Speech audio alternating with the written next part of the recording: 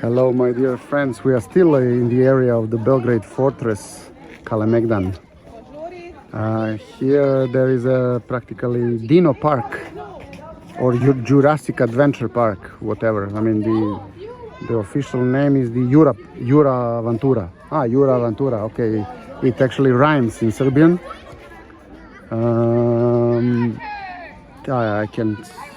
I can see some of the known pieces of T-Rex and some other bad guys. T-Rex being over there.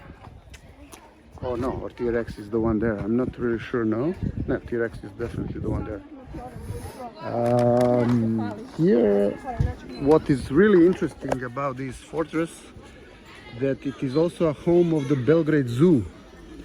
The Belgrade Zoo is located just over there, and it's quite an impressive zoo as well. So it's not small, it's quite large, but it's also, I mean, the home of several basketball clubs, tennis clubs, what else?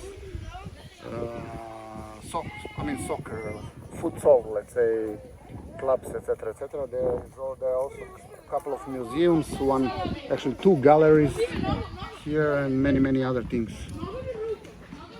We have just passed the Stumble Gate, which is one of the best known gates of the fortress. But as I said, the fortress is huge. I mean, it would take me at least 40 minutes, let's say, to record a video clip about the entire, or more than 40 minutes, I mean, probably an hour.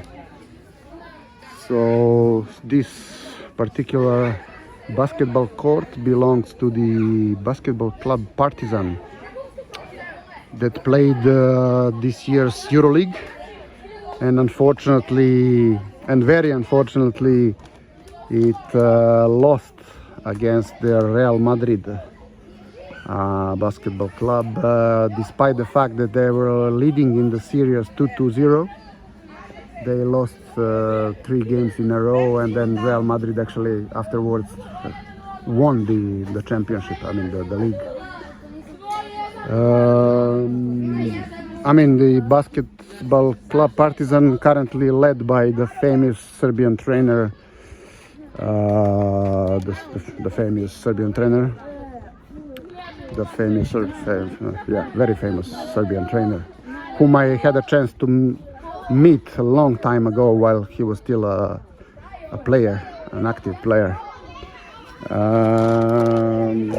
What else? Let's see what we can see behind this gate. As you can see, a lot of people walking, enjoying life here, especially at such a nice sunny day.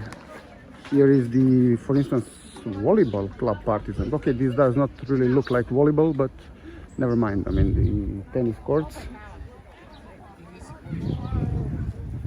So let's say now from this particular point, the fortress is everywhere around 1 kilometer to all the directions. So let's say that now I'm currently at the very epicenter of the fortress. So 1 kilometer at all sides, maybe a bit less, but yeah, something like 1 kilometer, let's say, in all directions. Okay, not 1 kilometer, definitely, because the end of the fortress is practically, actually the end of Kalemegdan Park is over there. The fortress pretty much ended here, but what I actually had in mind is the Kalemegdan Park, and not only the very fortress, although the fortress is actually occupying the majority of the park. And as I said, this is one of the artistic galleries called Cvijeta Zuzoric, and just behind there is the Belgrade Zoo. And already there, 200 meters from here, is the pedestrian street Knez Mihailova. This particular one is not, but the very next one, actually parallel to this, is the Knez Mihailova street, the high street of Belgrade. We'll be walking that direction anyway. So let me see if I can tell something else that is, so to say, typical for Kalemegdan. There is so-called the part of the of the fortress devoted to the Serbian-French friendship. As probably you know, the French people, or the French nation, was the one that helped Serbs a lot during the Great War, World War I. So we are very grateful to the French guys, and there is a whole section practically of the park devoted to this friendship. And needless to say that the French embassy is just across the street from here, and probably I would dare to say that the French embassy is by far the most beautiful embassy in Belgrade. I mean, the very building of the French embassy. I've never been in it, didn't need to go, but the very building from outside looks spectacular. Of course, the Yanks have built the bigger and more modern embassy some years ago, let's say 5 to 7 years ago, but the French one is still, according to my opinion, the most beautiful one and the most impressive one. I'm now very sorry that you cannot smell what I can feel now, which is the smell of the lipa tree. I mean, we call it lipa. I really don't know the English word for this tree, but you probably will be able to recognize it with its characteristic smell.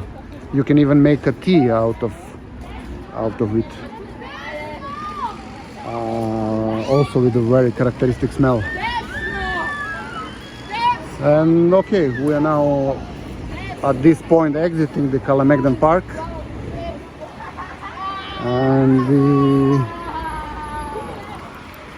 and practically the very city center is there. The French embassy that I mentioned is just behind this tram, another 50 meters, let's say, from it. Okay, that much for now. Thanks for watching, and bye for now.